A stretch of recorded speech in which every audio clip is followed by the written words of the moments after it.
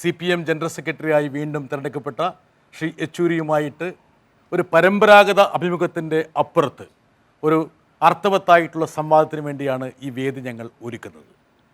സ്വാഭാവികമായിട്ടും ഒരു വ്യക്തിയുടെ ചോദ്യങ്ങൾക്ക് അപ്പുറത്ത് വ്യത്യസ്ത അഭിപ്രായങ്ങൾ ഈ ഫോറത്തിലേക്ക് ഉയരാൻ വേണ്ടിയാണ് ഈ പരിപാടി ഈ രൂപത്തിൽ ഞങ്ങൾ ആസൂത്രണം ചെയ്തിരിക്കുന്നത്. വളരെ ശ്രദ്ധേയമായൊരു പാനലാണ്, an enlightened panel, and Dr. P.J. Alexander, and second is my good friend Mr. B. Multiclass, Jacob George, Saraswati Nagara, Dr. J. Prawash, then obviously Dr. Rajat, and also we have a select audience. So let us formally start the program Lalsalam.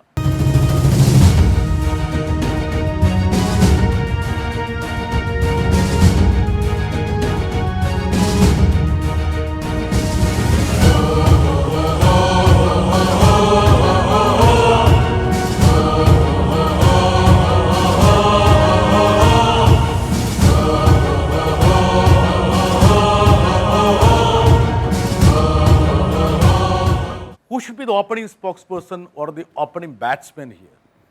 You will do it? Yes. Yeah. All unpleasant things that are A conventional misunderstanding about the police. I am not part of that culture. Or the understanding about the police. I just want to congratulate you for getting elected for the second time. Thank you very much. I also want to congratulate you on taking a political line which has set at rest a lot of anxiety among people like us. Thank you. There is a saying in Malayalam, a couplet, Samanyanada oru vaidi varunneram vavanmar thangal chernu nyayam. When you have an enemy who is trying to destroy whatever we tried to build in the last about 60, 70 years, people should come together, stand together and fight together and resist together. I hope your new policy will take this hope of ours forward, and I wish you all the best. I always thought that we should be more afraid of retired police officers than the existing ones. Safe is safe. But now you put me at rest because of the question that sentiments you have expressed. Are you sitting in an embarrassing spot now after this question? No. It's absolutely. I mean, that's what we debated for the last 3 days in the party Congress. And I think we came to a very informed decision on the basis of. That's why when people say who won, you won or they won, I said only one winner in our party, and that is the party has won.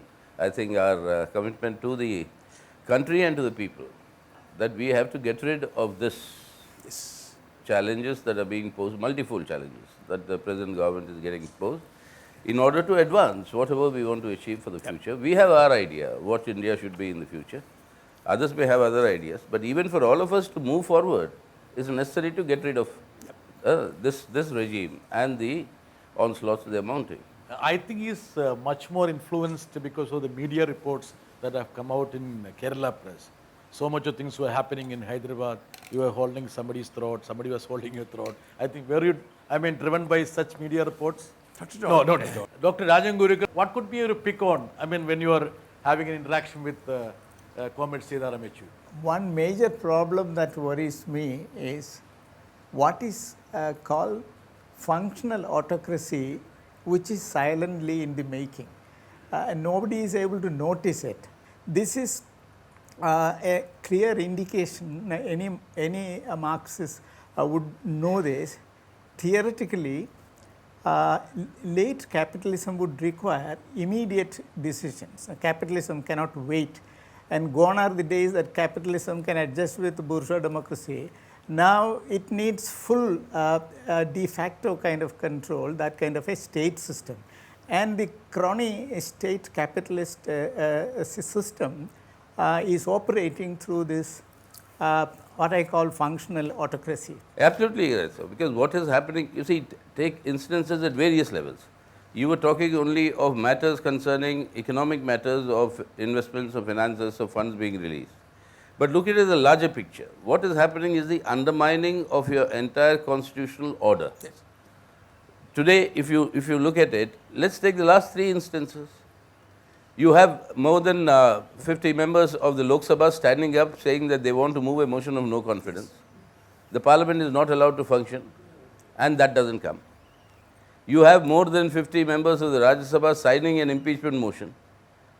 And according to the constitution that you read out, it is there in the provision, the presiding officer's job is nothing else except to inquire to ensure that the number of signatures and the validity of the signatures. Once that is there, it is bound by the constitution to give it to an inquiry committee. And if the inquiry committee says this is baseless, then reject it. But before going through that process, he arrogates the rights to himself. Second instance, today what happened to Justice Joseph's appointment? Yes. The collegium gives the names, the government disagrees, sends it back to the collegium sends it back with the same names, and now the government says, no, we cannot appoint for various other reasons they give. And the standard story is, but the earlier governments also did something like this. That wrong doesn't make this correct. And apart from that, you see with impunity, the system is being bypassed. Sardar Patel once defined the Indian civil service. There was a big debate after independence, whether we should still have the imperial, what you call civil service, etc. Yes. Whether you should have that or not. Then the Sardar, he defined it and defended. He said, we will take our political decisions, but the unity and the bedrock of the system functioning is the civil service, and this is the steel frame that keeps India united. The tragedy today, if you don't mind, the frame may be there, but it's hollow steel frame. And that is what is happening. That is why what you're talking of functional autocracy is a politician, bureaucrat, businessman nexus. And that is what is crony capitalism at the worst. Otherwise, how can you tell me? I just cannot understand. How can the Prime Minister of a country say, I will not tell you who are the people traveling with me when I go abroad in my plane? Can you imagine? How can he say, I won't tell you? And he says, I will not tell you what are the, how much is being spent on the public exchequer. Our money, what we all pay in taxes. So that's why when today, very boastfully, this government claims we do not have middlemen. So I said, yes, of course you don't have middlemen. You are the middlemen. Yes. Government is the middleman today. You don't require which is where we're making all this money. And that is the backbone of your functional autocracy. That when the government itself acts as the middleman, brokering deals, and in the global capitalist crisis that is continuing for more than a decade, the urge for maximizing profits is there. The avenues are limited. So this loot is one of the best and easiest opportunities. Like somebody was commenting, we never knew there were so many Modis in India. Yeah, Lalit Modi, Nirav Modi, now Narendra Modi, now we don't know how many more Modis will come, how many more loots will happen. Only you can ask any sort of questions, okay, the most unpleasant questions. He handles unpleasant things in his movies also. Oh, yeah. No, it's not a question of being unpleasant or pleasant. It's much more than that. And I do wish that you grill him also. Dr. Gurukul was just talking about functional autocracy, but I'm more worried about autocracy as such, which is sitting there at Delhi, and autocracy personified. And Mrs. Gandhi of the emergency days pales into insignificance when you compare with the present persona. So that is a very terrifying situation, and it is to an extent comforting that CPM has adopted a political line which can function as a unifying force, and we are reminded of the first UPA government times. But this time, I think you will admit that the situation is much more complex, and the forces the party is looking forward to unify or bring an understanding amongst them. Varied in ideologies and driven by differences of all sorts. So, the joy that you feel that, oh, yeah, we are going to stand united is something which is also fraught with a fear that, what may come out. And I would like to know what is your take on that. You're right in the sense of the assessment. You see, you're right. In comparison to 2004, the situation is different at least in two very important counts. One, then what we were facing was that of the Vajpayee-Advani duo. Now you have the Modi-Amit Shah duo. Now there's a world of a difference between the two of them. However much, I mean, this is the tragic, mindset that is always done as fascism grows. Vajpayee is better than Advani. Advani is better than Modi. Modi is better than Yogi Adityanath. The point is your common denominator keeps getting lower and lower. What was the analogy from Mahabharata? You made some. No, that was, whether it was Vajpayee Advani or it is. I was saying that all these people, they completely misuse the Ramayana for their political purposes and distort the whole thing in order to gain votes, and they forget the story of Mahabharata. Today they are saying that the Kauravas are an army of 100 brothers. So we are invincible, we'll fight and we'll destroy. That's what the Kauravas said in Mahabharata against the Pandavas. So anyway, that story apart, so I keep asking people, I said, out of the 100 brothers, you're all very enlightened people. If you can just inform me at least, out of these 100 brothers, how many names of how many brothers do you know? Saraswati must be knowing. You know other. Sorry, I'm sorry to disappoint you. I don't. Duryodhan and Dushashan. Yeah, that's about it. Out of the 100 Kaurava brothers, the only names we know, Duryodhan, Dushashan. Of this entire Kaurava army of the BJP, the only two names we know, Narendra Modi and Amit Shah. that is that. And you saw how that army was defeated finally in the Mahabharata. So I keep drawing this analogy. But then the whole point is, one is that difference today it's much more, what you call, I would say exponentially, much grown, the dangers. The second, in 2004, the left was much stronger to influence the policy direction than what we are today. Unfortunate, why? We have done our analysis, we'll correct it, in the final analysis. That's why I'm saying the final analysis, the answer to these people is only an alternative policy direction. And that alternative policy trajectory, it is the left and democratic forces who are And best. the Congress is also very weak. Yeah, Congress is also weak. The alternative left and democratic trajectory is what we are trying to build up, because unless that becomes stronger, you really can't resist this. So that is the primary objective. But the other objectives that you are talking of, but remember, in 2004 also, with 145 seats, the Congress formed a government, it lasted for 10 years now, actually, virtually, the thing. Yeah. So the question is, it is possible. It is possible if you crystallize your objective and focus it on saying that at any rate, this government and these policies must go. We may not and will never have a perfectly alternative thing, except when we become much stronger and we are able to offer. That's what I believe. But in the absence of that, but things are happening. Whoever thought, let's say even a few months ago, that the SP and the BSP will come together in UP? And you saw the by-election result, how the BJP was mauled in the elections. Whoever thought in Bihar, after the betrayal of Nitish Kumar and that Mahagathbandhan, that the RJD, and at the social level, not only political, at the social level is sort of a self-stimulated social engineering is happening, whereby the backward OBCs as well as the minorities, the Muslims, they are all coming together. And you saw the result in the by-election.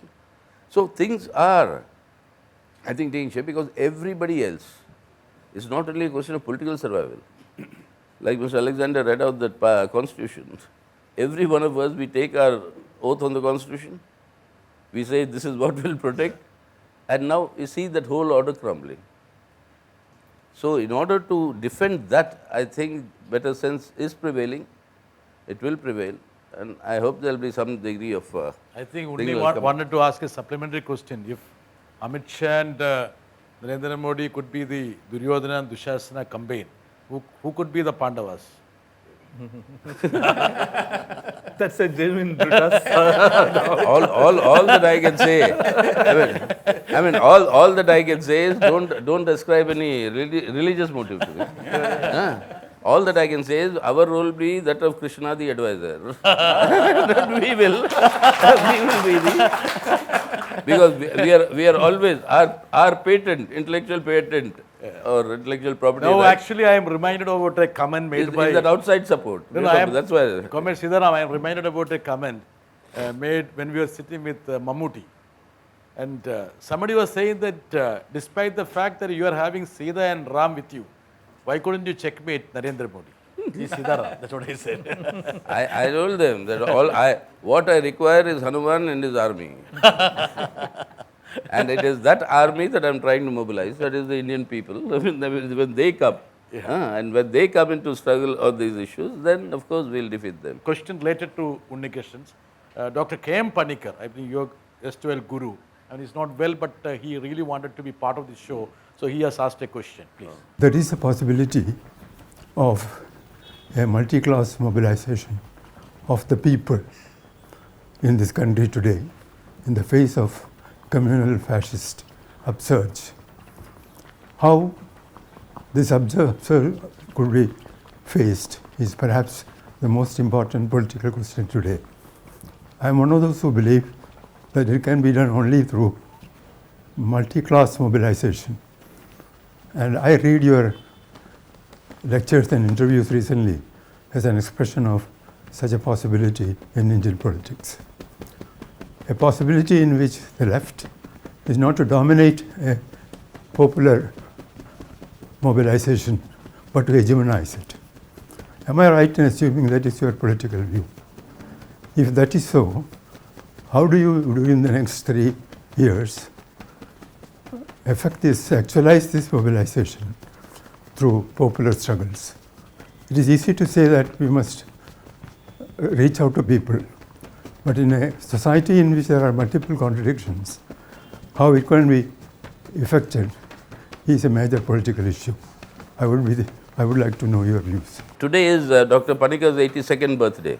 Oh, So I'd like to wish him the very best and also maintain his at the outset. And as usual, a very perceptive comment.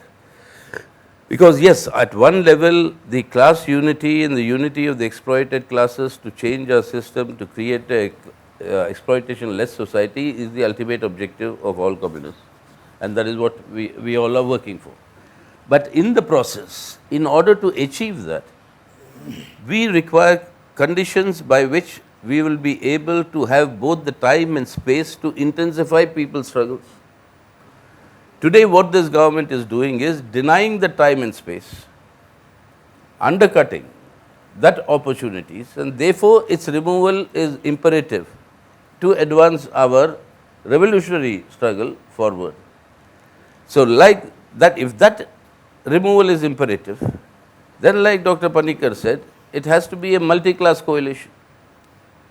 Now, if it's going to be a multi-class coalition, it has to also be a multi-party combination. Now, multi-party combination need not necessarily be in terms of one united political formation, like a front or a alliance or a coalition. And that will never work in India. And therefore, in principle, what Dr. Panikar says is absolutely correct. If you want to stop these forces, you require a multi-class coalition in class terms. In political terms, you will have to have a multi-party coming together, not necessarily as a single front, not like the Janata Party after Indira Gandhi, but as some sort of a combination which arose, let's say, in the 1990s and 2000. 1996, the United Front was formed after the elections, not before. 2004, the UPA was formed after the election. Post-election. Yeah. Post-election, not before. And India, that is the reality. That is why if building a multi-class alliance in terms of a class movement, yes, on issues of democracy, on issues of secularism, we call ourselves a secular democratic republic.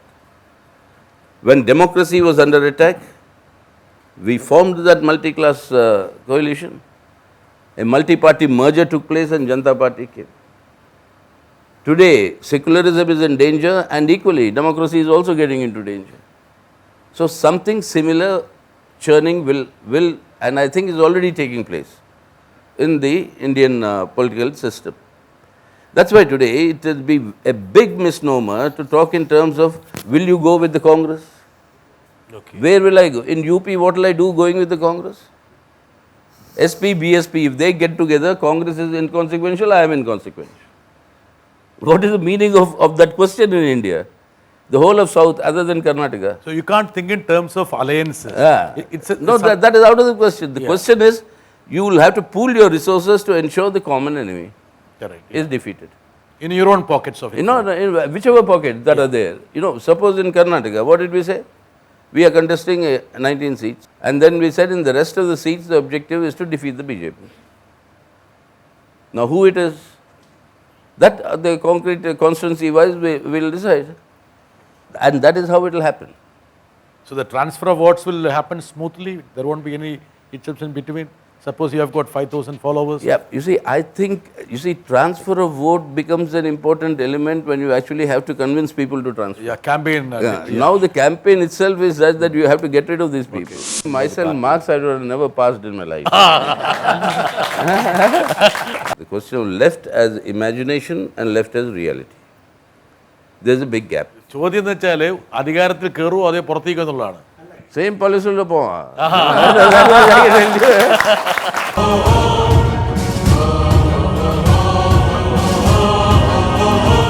One line, okay. How much mark you will give yourself for your past performance? Yeah. I mean, your first day was the general secretary. On a 1 to 10 scale, what would be the mark? I don't think that he can give the mark. Yeah. You need to. If I give myself marks, I would have never passed in my life. I always want to score more. So there's Okay, your question. മലയാളികളുടെ ഏറ്റവും ദോഷവശതയാണ്. Saraswati, you translate that. I don't know. You have visited Kerala a number of times. You have a lot of Malayali friends. What, in your opinion, is the worst characteristic of Malayalis? Worst character. You are putting him in a trap. I don't think.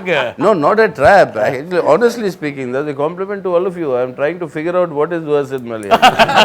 You're all very. That's a very. There are numerous things. I don't know.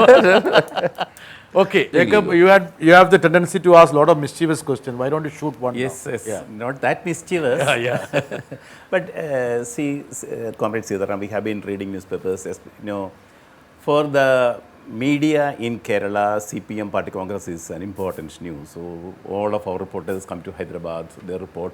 So we have been reading that, there is intense fight in between two streams of thoughts vis-a-vis the Congress relation.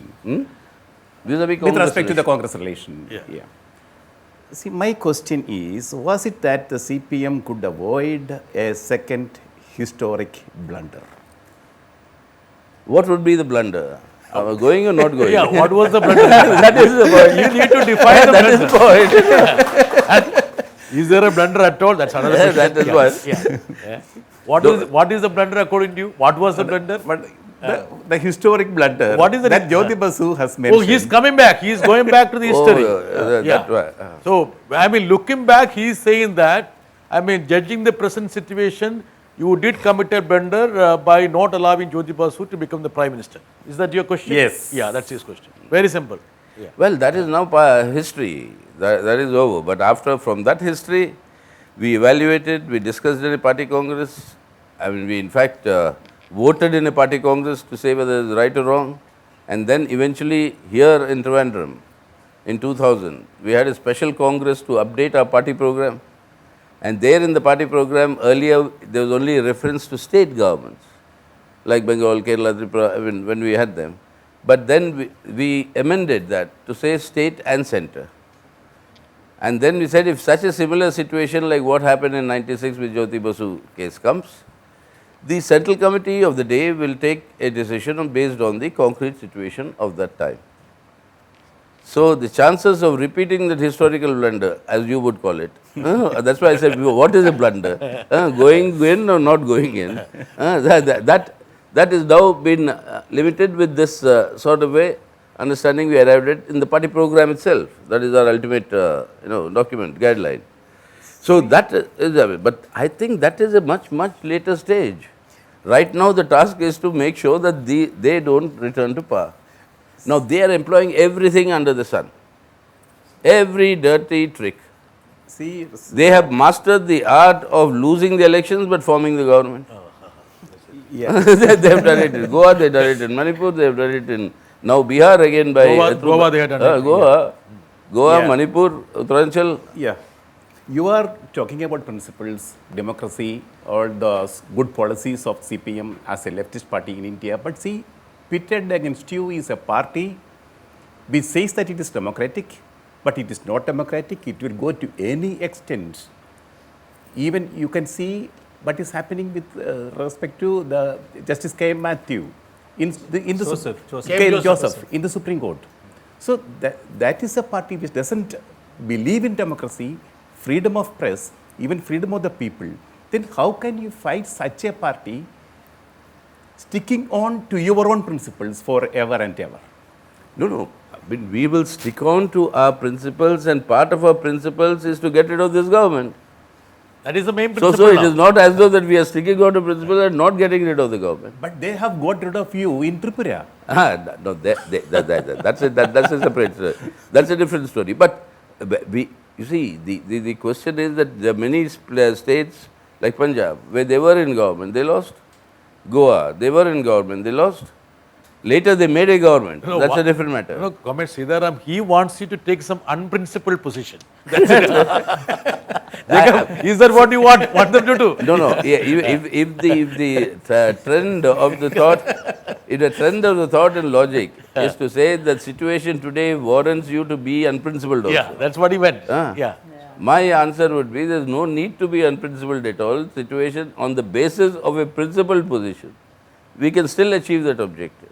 And that is what we will do. Saraswati, you have a supplementary to Jacob or No, it's I have a different question altogether to shift the accent on what we were talking earlier. Congratulations in order on your re-election, yes. But what is disappointing is that, again, there are just 2 women in the Politburo. And look at this audience today. Look at the number of women here. I'm really disappointed that Kairali has not managed to find more women to sit in the Saraswati, audience. I wanted to raise this topic. That's why I made the point that there is only one woman. Yeah. Would you be taking a proactive stand to bring in more women? Because that is what the BJP is doing. They're mobilizing women at the grassroots and bringing them together. And that's playing a huge part in the way they approach the elections. And that's also that's their winning hand, in fact, in many small villages and in small neighborhoods. So would the CPM also be doing something like this to mobilize women and also to see that they reach positions of leadership within the party and not be so much a male-dominated audience that we are seeing here today? Your comments? Absolutely. I have a 100% agreement with the sentiment that you have given. But if this is a reflection of Kerala society, then please admit that CPM is 200% better. No, we have at least 2 in the Politburo. You have only one here. One more thing.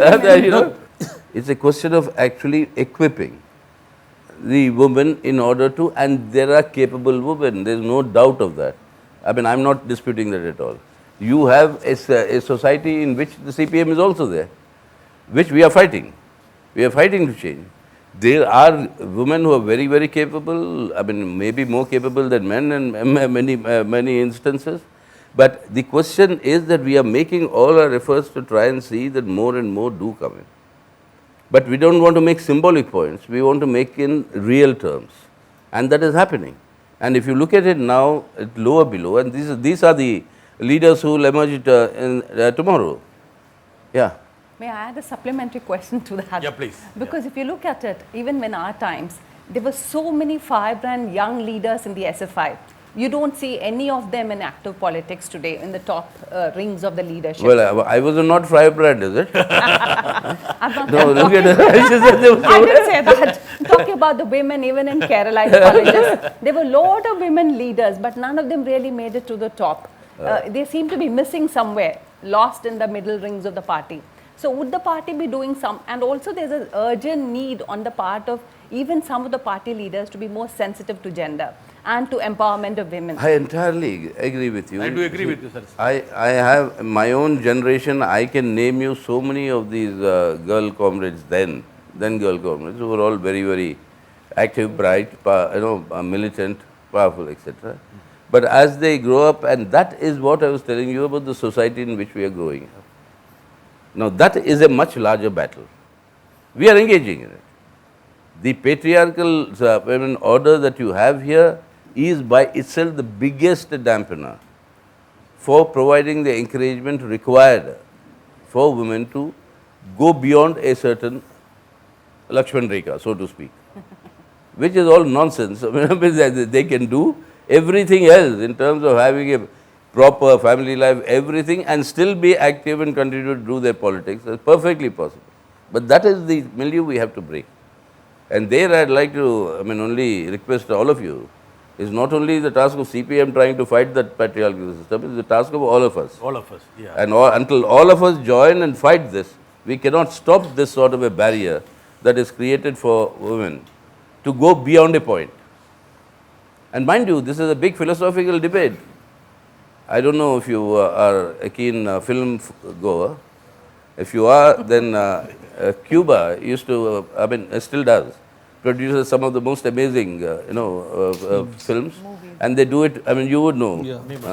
And there was a very famous director called Thomas Alia. He made, he would specialize in making films on how to perfect the socialist system.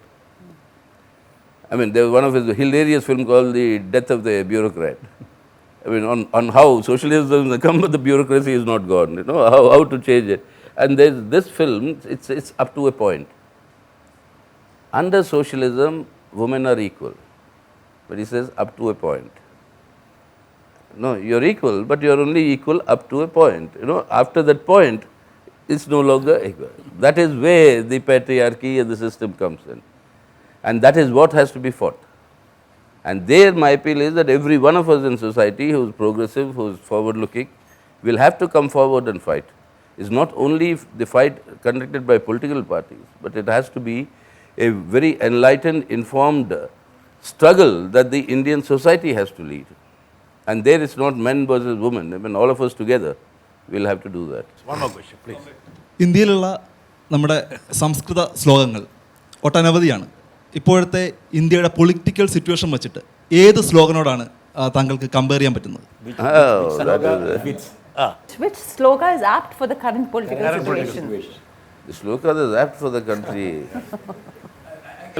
Prabhado anavadhanada. Prabhado, that is mistake, that is carelessness. Prashalanadi pangasya durada sparsanam varam. Don't get into mud and spoil your feet. Keep away from there. He has to get into the mud. Yes, yeah. That is why He says that you can wash off later. without entering into the mud, I can't do what I want to do, and I can't save the country. So reject that. Prabhash, Speaking an earlier, while answering an earlier question, you hinted at the weakness of the left as of now, currently, compared to earlier kind of a thing. And my concern is also connected with that. See, the left is very strong as a political imagination, but as an electoral force, it's not that strong. My question is, how will you answer, or how will you try to plug this gap between left as an imagination and left as an electoral force? left as an imagination, left as a reality. I think there is a similar question which has been asked by eminent poet Sachidanandan. He is also unwell, but he really wanted to be part of this show, and he sent across his claim. Dear Sitaram, let me first of all congratulate you on your election to the secretaryship of the party. I have a few questions for you, which in some sense are questions to myself. The first is, how do you self-critically look at the gradual decline of the impact of the communist movement in general on the Indian people, or maybe within the country? Do you think that it has anything to do with the objective circumstances that obtain in the country, or it has something to do with certain failures in policy decisions, tactics and strategies? Secondly, do you think that the withdrawal of the CPIM of the support it had given to the UPA 1 has been at least one of the reasons for the gradual decline of the Indian National Congress in India, and also to some extent to the rise of the BJP to power? And thirdly, what are your own ideas about developing a stronger communist movement in India, and what are the kind of prospects that you see for the movement in India in future? Comment Sitaram, this has been one of the common questions which come up everywhere. People have a left dream. They Then would vote I for think a the similar left. question has been put across by Sachidanandan sir also. I mean, and he also specifically asked about the withdrawing support of the UPA 1, and he really wants you to answer to that also. Yeah. You can give us a scoop if you want. No, I'm sorry, I wish you had a system where I could interact with Sachi also, or with Panikar Saab, but next time onwards, because very necessary for our country and society. Yes, sir, the question you're posing is absolutely very, very relevant. The question of left as imagination and left as reality. There's a big gap. Now, why did this gap come about? There are various factors. That is what Sachi was also asking. Is it your tactical blunders, or is there some other Policy failures. Yeah, policy failures. But I'll also add one very important element, that is the structural changes. The reason why that left as an imagination will always remain strong is because it is the only philosophy that is at the same time liberating as well as at the same time scientific. I mean, you won't find any leftist who will not employ a scientific method of analysis to tell you this is what is happening. It's a combination of that science and that liberationary potential. I mean, that is what makes the left attractive, and that's always been the basic strength of the left ideology. But you see, why I add the structural things? Yes, the tactical things, 2004, I mean, that withdrawal of support, etc., I'll come to. But there is, ever since you had this, the collapse of the Soviet Union and the simultaneous upsurge and the advance and the aggression of globalization that happened, certain structural changes in capitalism itself had begun.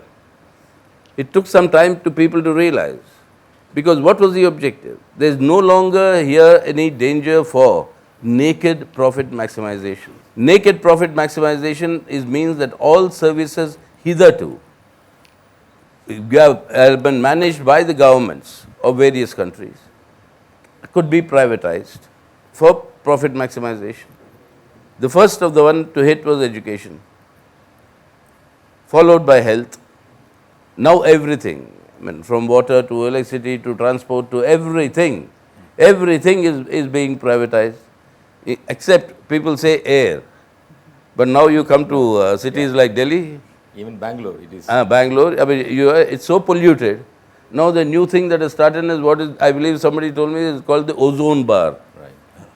So you pay 3,000 rupees and sit inside for 1 hour and breathe fresh oxygen. So air is also now, privatized and used for profit. So in this process, education, which headed for the left ideology, the basic catchment area is the young minds. Now, no students' union election in private colleges, no politics. I mean, the condition for your admission is that you will not take part in politics. So, in my generation, the brightest of students attracted to the left ideology who would come, that whole structurally you shifted it out. Now, that is one example I am giving. This is happening in every area. Now, this example I am giving is that this meant what? Yes, I self-critically admit, though we noticed this, the tactical positions that had to follow and how to rechange our methods of reaching out to the young, then there was a gap. That I self-critically admit.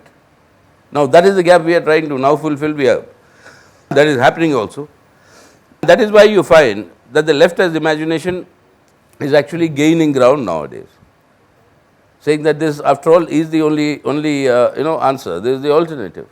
So we made those correctives, but the gap that came in between, that is what reflected in the reality.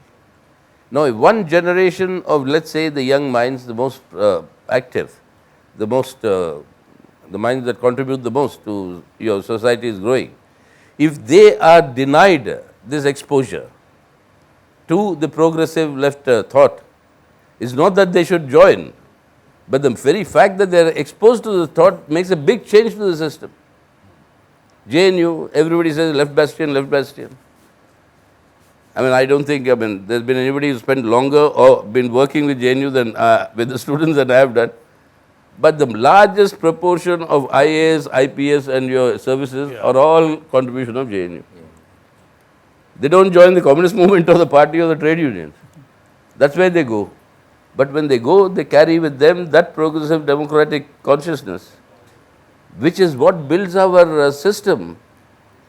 So the first point I was trying to say is the structural changes that were happening, there was a lag on the part of the left to understand these changes and how to respond. That has been overcome now, but the lag existed. And that gap that was there, that is something for which most of the other consequences are visible. Secondly, there was also the question of tactical positions and changes, what Sachidanand was talking about. Now, our support to the UPA was based on a common minimum program. And we said that is as far as we are concerned, support is on that basis. Now, once the Congress party transgressed that common minimum program, we were left with no option but to withdraw support. It's no longer as though we had a choice. So it was not a tactical error as it is perceived by such. Yeah, you see, that question was on the Indo-US nuclear deal. Yeah, correct. That was never part of the common minimum program. And the whole understanding was that you will stick to this program. To a large extent, they stuck to. And under the left pressure, all the constitutional rights you have in that copy have all been extended. Right to information. Rural employment, education, food security, information. All these are new rights that are not there in the Constitution. These were all brought in as an extension of our, empowering our people. So that part was away. But then this Indo-US nuclear deal that went in, and that was associated not only with nuclears issue, but also with your foreign policy, with the global positioning, etc. That is something that they transgressed, the Congress. That left us with no option. And unfortunately, with Sachidanand also, I want to inform him, people think that we withdrew support, therefore it happened. We were forced to You were forced happen. to withdraw. Young man is ready to ask you a question, please. As a common man in India, we all know that the political parties have their own view and the perspectives in their side. The main aim of a political party is to attain the power or to be ruled.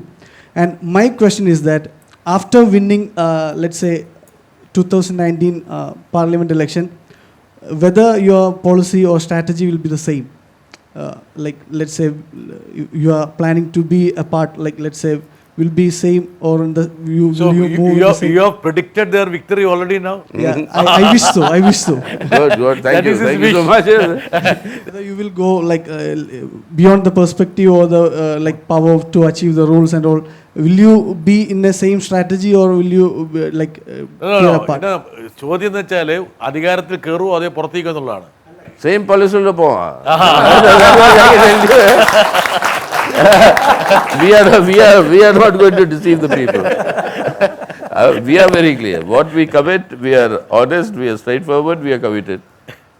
And then what we tell the people why we want them to vote for us, that's exactly what we will follow. And there are so many complaints, people tell us, why can't you be a little opportunistic? If you are not so rigid and follow what you say you will follow, your government may have lasted longer. Unprincipled. But unprincipled. Yes, it's about principles. Yes, again.